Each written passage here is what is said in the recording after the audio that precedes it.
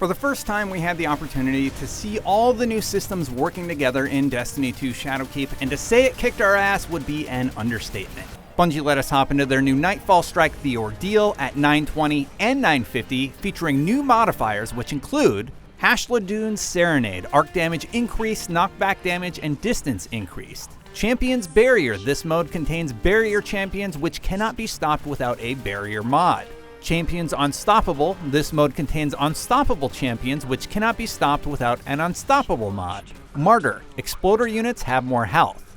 And that's not all. Returning modifiers that were activated include Match Game, enemy shields are highly resistant to all unmatched elemental damage, equipment locked, you can't swap your gear. So my take on this strike is that it's fun and perfectly challenging.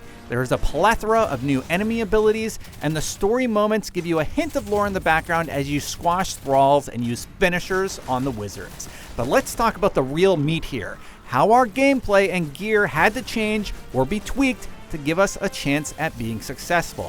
First up, team comp. You had me playing a Sentinel Titan, Code of the Protector, with the new bubble shield that grants weapons of light. Bubble Titan is back, baby. This thing came in clutch. Brian rolled a Nova Bomb Warlock and a plethora of new goodies like the Loud Lullaby hand cannon with an anti-barrier mod, which was required to stop unstoppable champions and launch the strike. The third person in our party spoke an entirely different language. He was a Titan. All things considered, it went better than expected. Guardian down. First of all, your XP is going to be more important than ever. Let's look at the artifact. Looking at the artifact, we can see that I have 10 out of 12 unlocks, that it will require 5,500 XP to unlock the next power bonus, that's really important, and 40,000 to get my next unlock on the artifact. This is huge and gives us a better understanding of how XP will work in this new uncapped power system. Here's what is on the artifact in terms of upgrades. Get ready for a lot of stats and details, fellow statistic nerds. Slot 1, the unlocks themselves here were for location materials or glimmer, not that interesting. The section matrix, for example, says defeating Vex Hobgoblins grants destination materials, and it does not stack. Okay, slot 2, weapon mods. This is where you get your unstoppable, overload, or anti-barrier mods. They'll be useful against the bosses in the Nightfall and maybe other areas. I'm guessing these will be very important in Shadowkeep. Slot 3, reload perks. Pick a few you use a lot. Pretty self-explanatory. Slot 4. Now we get into some more good stuff. Breach Refractor. Grants grenade energy on final blows with shield-piercing weapons or when a member of your fire team shuts down a barrier champion's ability.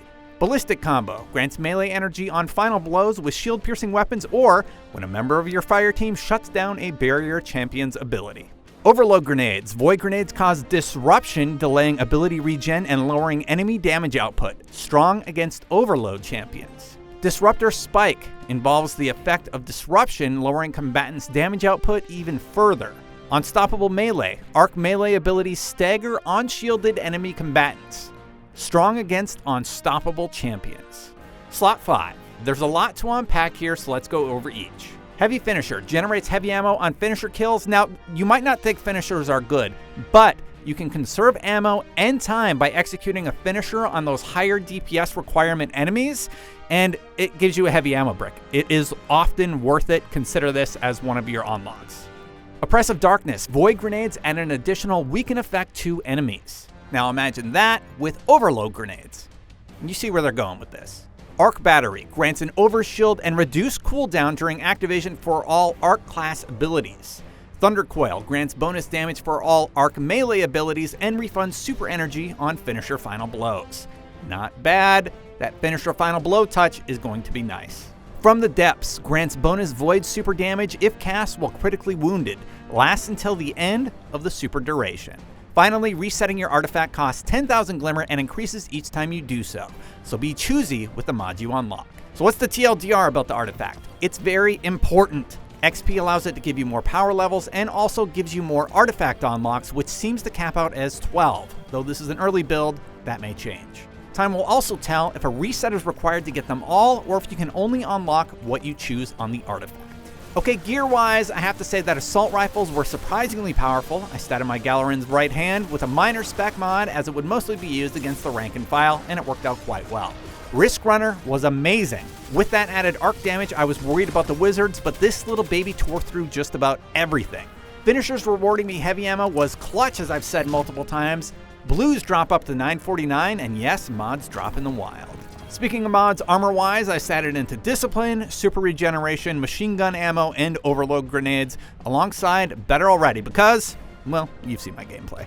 All that said, my big takeaway, again, was that this is more difficult in all the right ways. You need to strategize, and you need to communicate with each other to ensure you get through together, on top of making sure your Guardian is kitted out properly. I love strategizing, so this is perfect for me. During both sessions, we were cut off before we could finish the strike, which is absolutely fine as it keeps the ending spoiler-free so you guys can experience it for yourself. I'll have to crush it also when Shadowkeep lands October 1st. For more on Destiny 2 Shadowkeep, keep it right here on IGN.